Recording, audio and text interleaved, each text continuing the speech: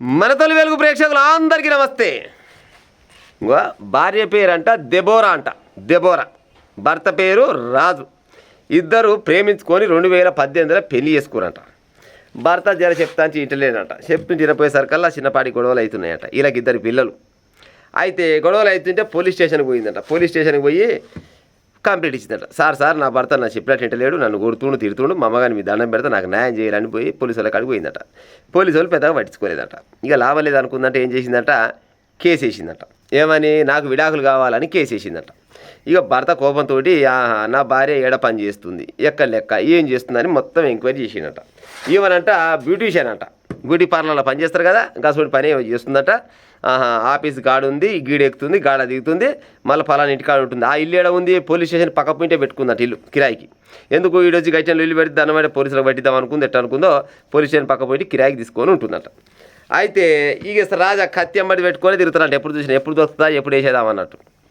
అయితే భార్య ఆటోలో ఉద్యోగానికి పోతుంది. వెనకంగా బైక్ వేసుకొని ఈయన చిన్నగా పోయాడు. ఈయన చిన్నగా పోయి వాళ్ళ భార్య ఏడైతే ఉద్యోగం ఉందో ఆడ దిగాగానే ఈయన చిన్న బండి పక్కకు గుంజినట, స్టాండ్ వేసిందట.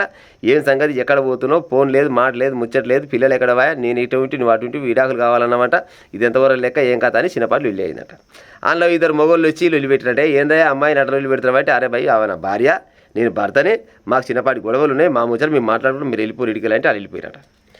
చిన్నగా ఏం చేసిరంట, లిఫ్ట్ ఎక్కిరట. లిఫ్ట్ ఎక్కినాక 4వ అంతస్తు పోయేసరికల్లా మాట విరిగిందంట. పంచాయి ఊటగా అయిందంటే ఎమ్మడికొని కత్తి తీసుకున్నట. ఇక ఆయనకి నచ్చిన రకంగా కడుపులంగా, గొంతుల మీదంగా, ఈవులంగా, ఏడంగా పడితే ఆడంగానే 20 పోట్లు పొడిచిందట.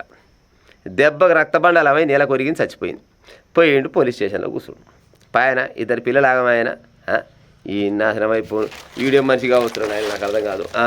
విడాకుల కేసు వేసిందని భార్యను చంపాడు. విడాకుల కేసు ఎందుకు వేస్తారు వాళ్ళ?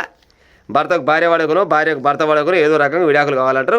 మరి ఏం ఎక్కడికి వచ్చింది, ఎందుకు వచ్చింది అని విచారించినాక ఇద్దరు ఒప్పుకుంటే విడాకులు వస్తాయి, లేకపోతే లేదు. కానీ కేసు వేసిందని చంపేస్తే ఎటపాడేసేస్తా చెప్పు. ఎడ జరిగింది ఇది? హైదరాబాద్ కవాడిగూడలో భర్త ఘాతుకం. ఆటోలో విధులకు వెళ్తున్న ఆమెను వెంబడించి కత్తితో దాడి. ఈయన పేరు బంగి రాజు, ఆ పేరు బంగి దెబేరా అంట. దెబేరా. అయితే 2018లో ప్రేమించి పెళ్లి చేసుకుర్రు. వీళ్ళిద్దరికీ 2 పిల్లలు కలిగారు. చాన్నాళ్ళుగా దెబేరా రాజు మధ్యలో గొడవలు జరుగుతున్నాయి. 1.5 ఏళ్ల క్రితం రాజు తనను వేధింపులకు గురి చేస్తున్నాడని దెబోరా అత్తాపూర్ పోలీస్ స్టేషన్లో కేసు పెట్టింది. పోలీసులు పట్టించుకోకపోవడంతో భార్య రాజు నుంచి విడాకులు కోరుతూ అప్పట్లోనే ఫ్యామిలీ కోర్టులో కేసు వేసింది. ప్రస్తుతం ఆ కేసు విచారణకు వచ్చింది. భార్యపై కక్ష పెంచుకున్న రాజు ఆమెను ఎలాగైనా చంపాలనుకున్నాడు. తనకు ప్రాణహాని ఉందని గ్రహించిన దెబేరా తల్లిదండ్రులతో కలిసి అత్తాపూర్ పిఎస్ పక్కనే ఇల్లు అద్దెకు తీసుకొని ఉంటుంది.